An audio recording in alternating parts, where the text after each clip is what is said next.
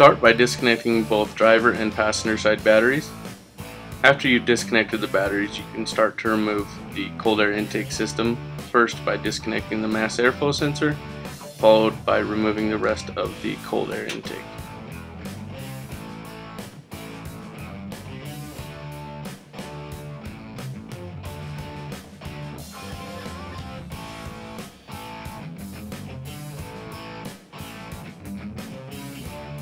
Next, you will want to remove the passenger inner fender. Once the inner fender is removed, you can remove the coolant bottle cap, followed by draining the coolant out of the radiator.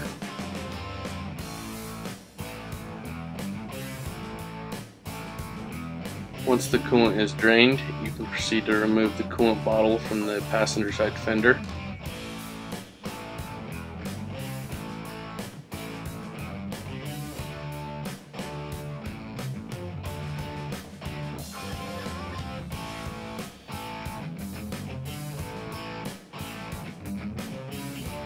Once the coolant bottle is removed and out of the way, you can proceed to remove the passenger side battery.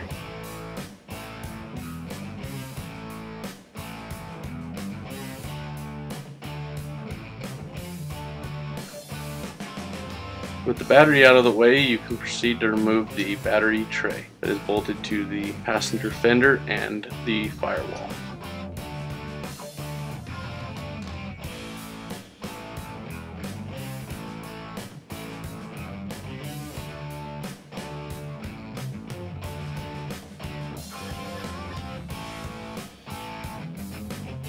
Next, we will remove the passenger side charge air cooler tube.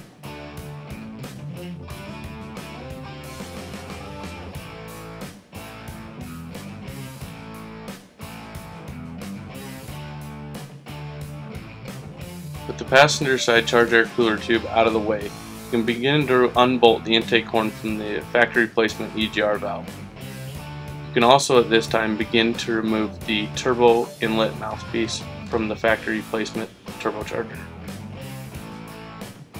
In order to remove the turbo inlet mouthpiece, you will want to remove the factory crankcase ventilation breather hoses from both the passenger and driver side valve cover.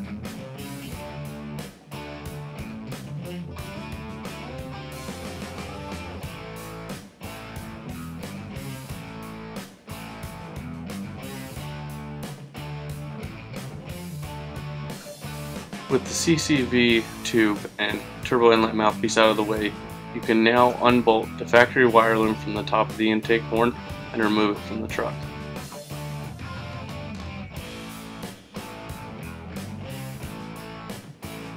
Next, you will want to begin the removal of the factory fuel filter housing from the passenger side valve cover.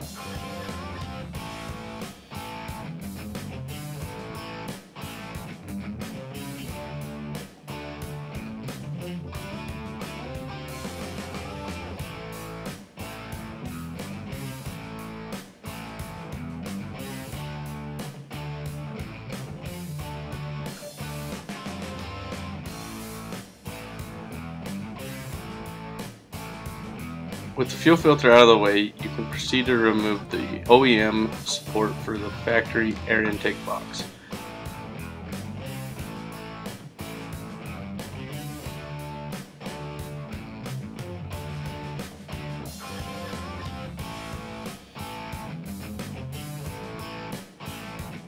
Next, you will want to begin removal of the downpipe. This will be accomplished by first removing the heat shield from atop the factory turbocharger. Once this heat shield is removed, you can proceed to remove the heat shield from the factory downpipe.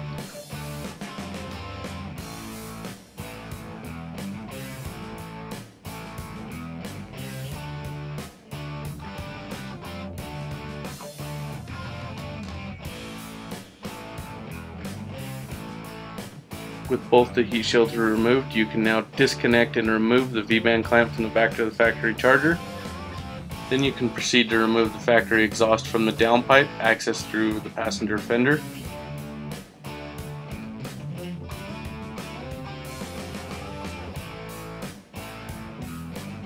With the exhaust removed, you will want to remove the hold-down bolt for the factory downpipe.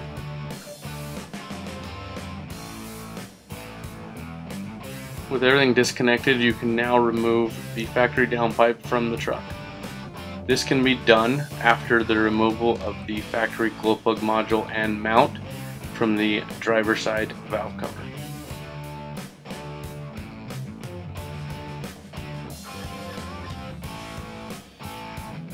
With the downpipe out of the way, you will want to remove the 3 bolts holding the up pipe to the exhaust manifold. Once the bolts on the exhaust manifold are loosened and removed, you can proceed to remove the bolts from the factory turbocharger, followed by the removal of the passenger up pipe.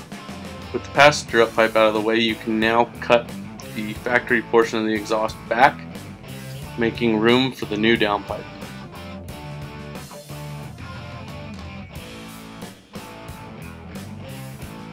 Next, you will want to drain the oil.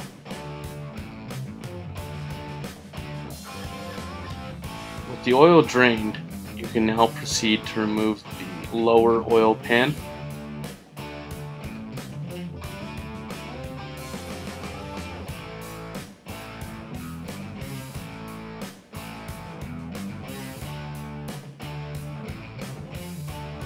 With the starter in place, use the supplied fitting to mark a good location to drill the upper oil pan.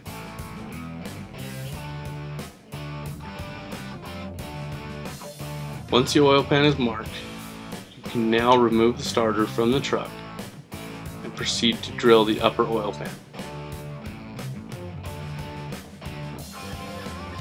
Once you have drilled the upper oil pan, you can now proceed to use a 3/8 NPT tap to tap the hole in the upper oil pan for the supplied oil drain fitting.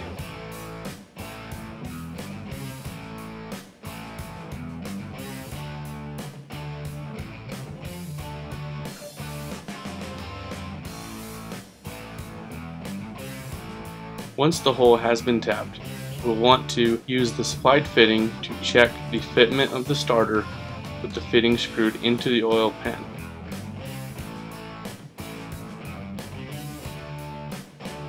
You can now permanently install the supplied fitting using thread tape and/or thread sealant.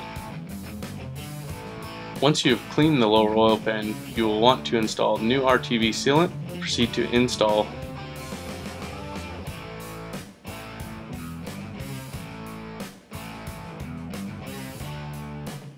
With the lower oil pan installed, you may now reinstall the starter.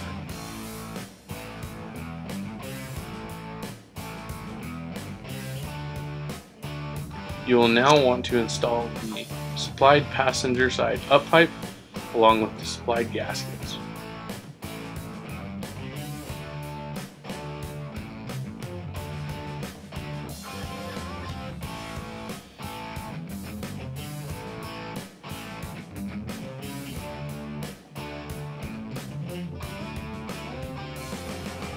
With the up pipe installed, you can now install the supplied hot pipe, utilizing the factory V-band clamp from the back of the stock turbocharger. When you install this hot pipe, you will want to snug up the factory V-band clamp so that the hot pipe can still be rotated. You will now want to prepare the supplied turbocharger support bracket by installing the supplied oil drain fitting.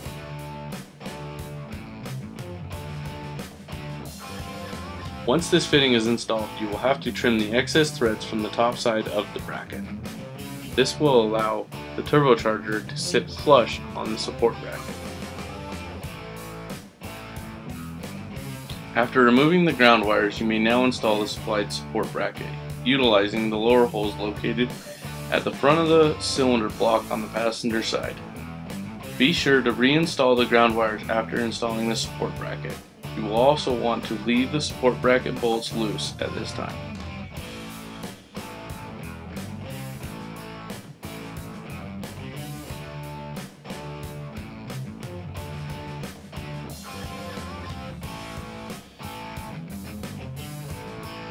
You may now install the secondary turbocharger utilizing the supplied oil drain gasket.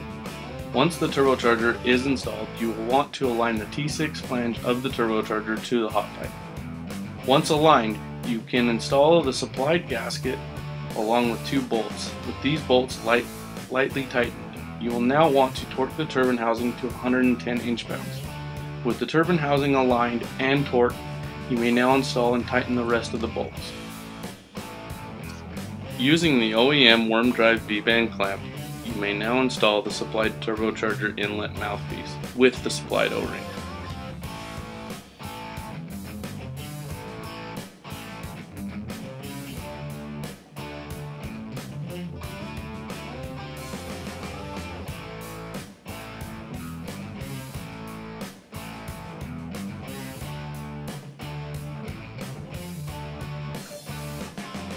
With the turbocharger inlet mouthpiece installed, you will now want to remove the plastic sheathing from the wiring harness and recover using electrical tape.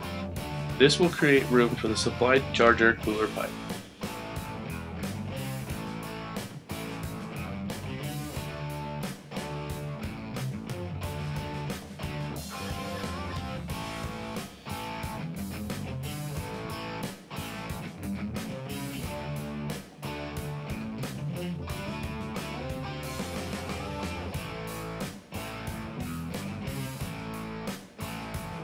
You can now install a supplied passenger side charger cooler pipe.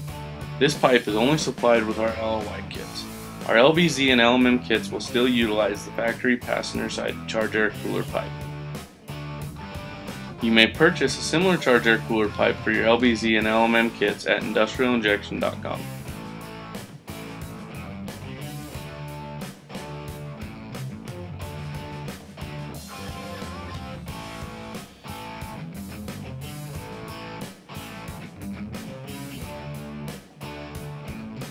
With the passenger side charger cooler pipe installed, you may now install the supplied charger cooler pipe from the secondary turbocharger to the primary turbocharger.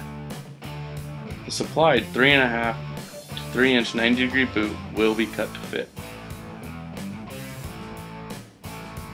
Before cutting this boot, be sure to check hood clearance. The compressor housing may need to be clocked on the secondary turbocharger to allow for more clearance. Once you have double checked and marked the boot for fitment, you can use the supplied T-bolt clamps to create a straight edge for cutting the boot.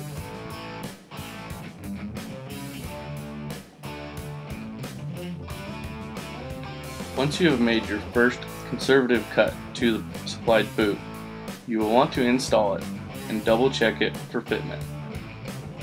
Cutting this boot will need to be done in multiple steps for best fitment.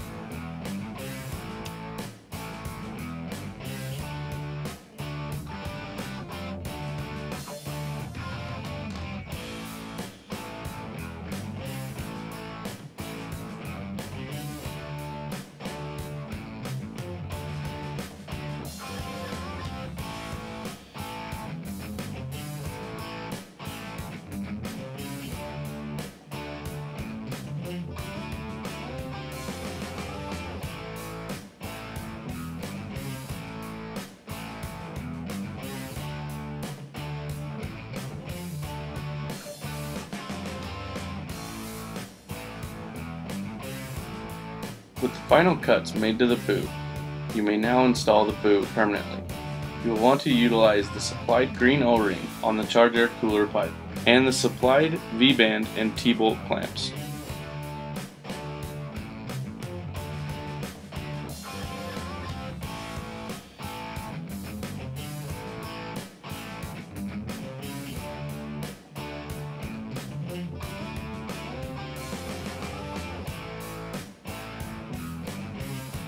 After double checking hood clearance, you may now tighten the compressor cover of the secondary charger to 110 inch-pounds.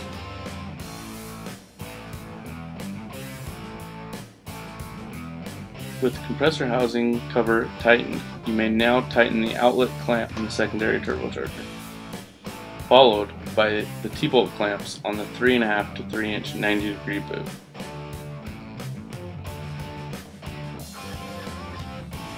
Included with the supplied coolant overflow bottle are two different size fittings.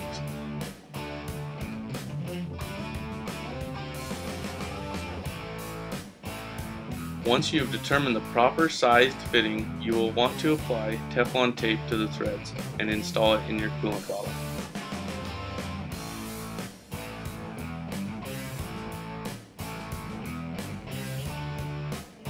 You may now install your coolant bottle utilizing the factory mounting locations. Now that the coolant bottle is installed, you'll want to install the supplied 1/8 inch NPT 1/4 inch hose barb into the fill neck of the bottle. You may now install both coolant hoses onto the bottle. If needed, we have supplied extra lengths of hose and a splice. You may now install the supplied 5-inch boot, intake pipe, and air filter. You'll have to utilize your factory mass airflow sensor, mounting it in the intake pipe using the supplied hardware.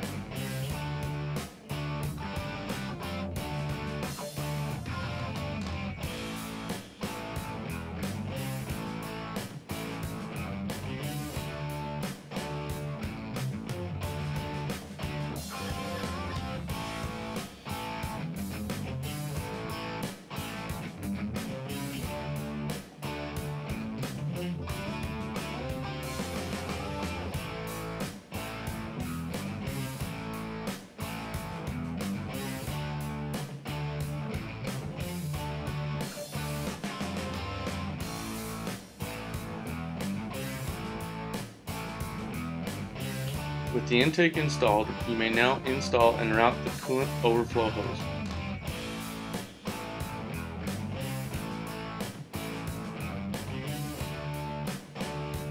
You may now install the oil feed line. Utilizing the supplied banjo fitting, you will tee off of the factory turbocharger oil feed, routing the new oil feed to the secondary turbocharger.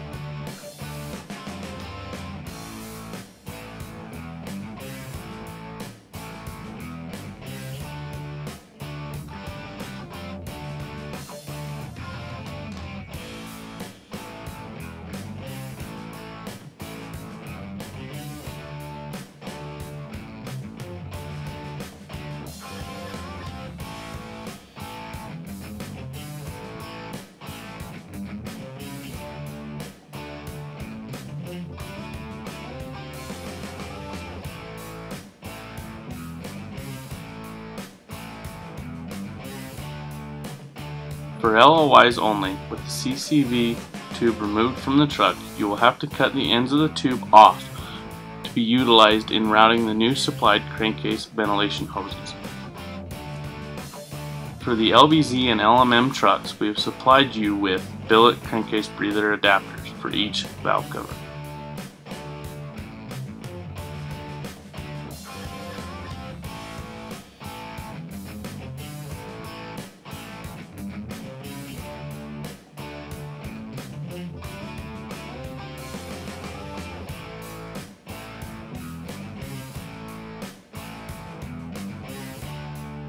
Once you have installed the adapters into each valve cover, you will use the supplied hose and tee to route the crankcase ventilation to atmosphere.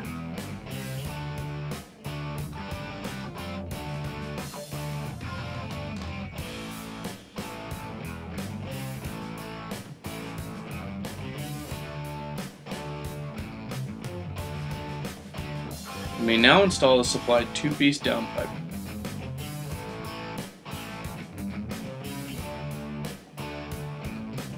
Once installed, you will want to align the downpipe with the factory exhaust and tack the downpipe.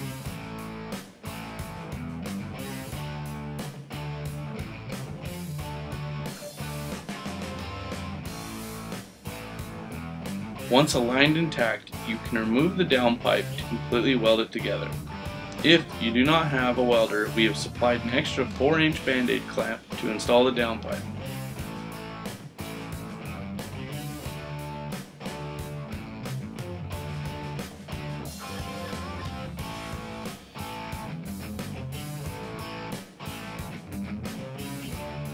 Now that the downpipe and hot pipe are installed, you will want to fully tighten the turbo support bracket.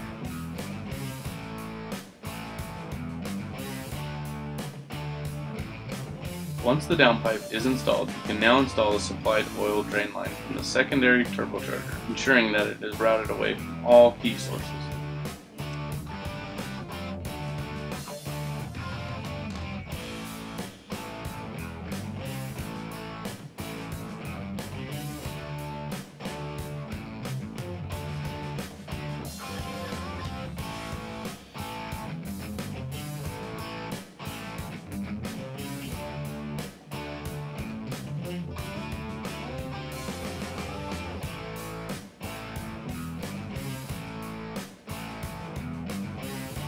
With the downpipe and oil drain line in place, you will now want to install your fuel filter, utilizing the supplied relocation bracket.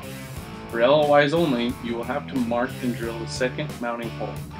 We have also supplied you with a wire extension kit for your fuel filter housing.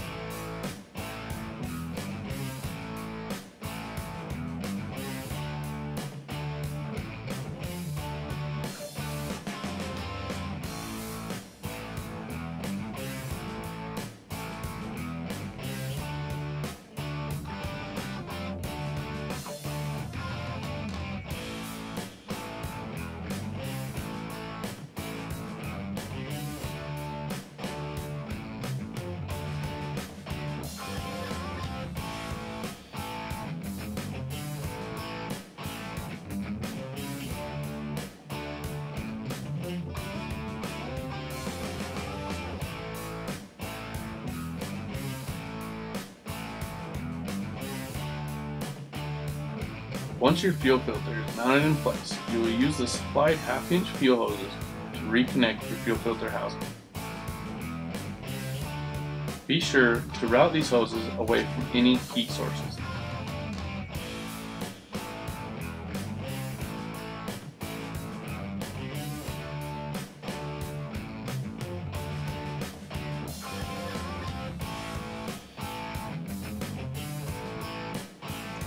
It is now time to relocate your battery. We have supplied you with a relocation bracket and all necessary mounting hardware.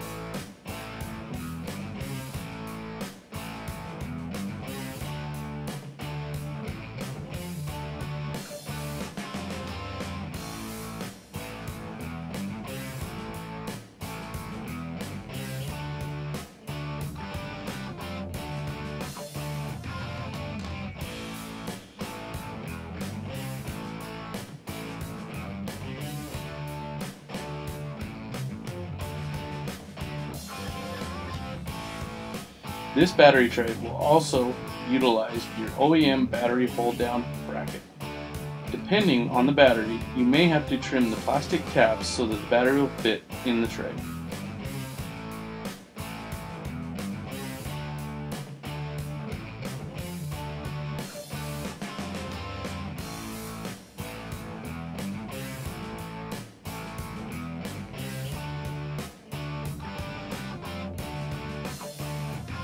With battery and battery tray in place, you will utilize the supplied battery cable extensions to reroute your battery cables. Be sure to route these cables away from all heat sources.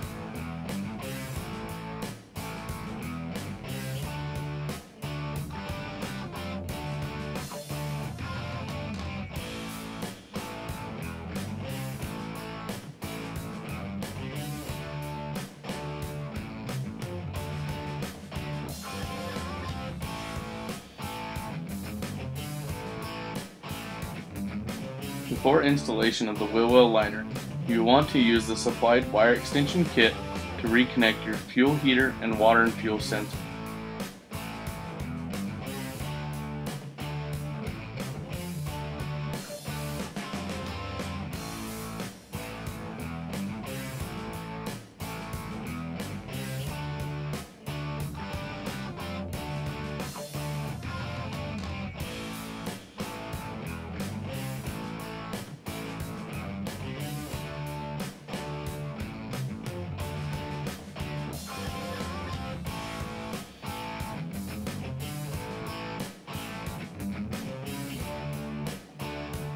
Be sure to route these wires away from all heat sources.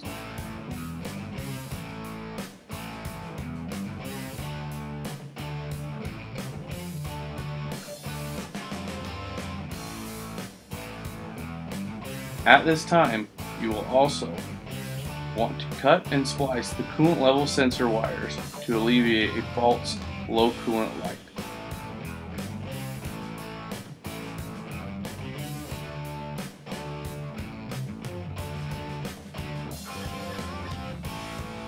You may now reconnect both batteries. Be sure to refill your oil and coolant. Upon first startup, double check for any leaks. For any questions, comments, or concerns, please contact us at Industrial Injection.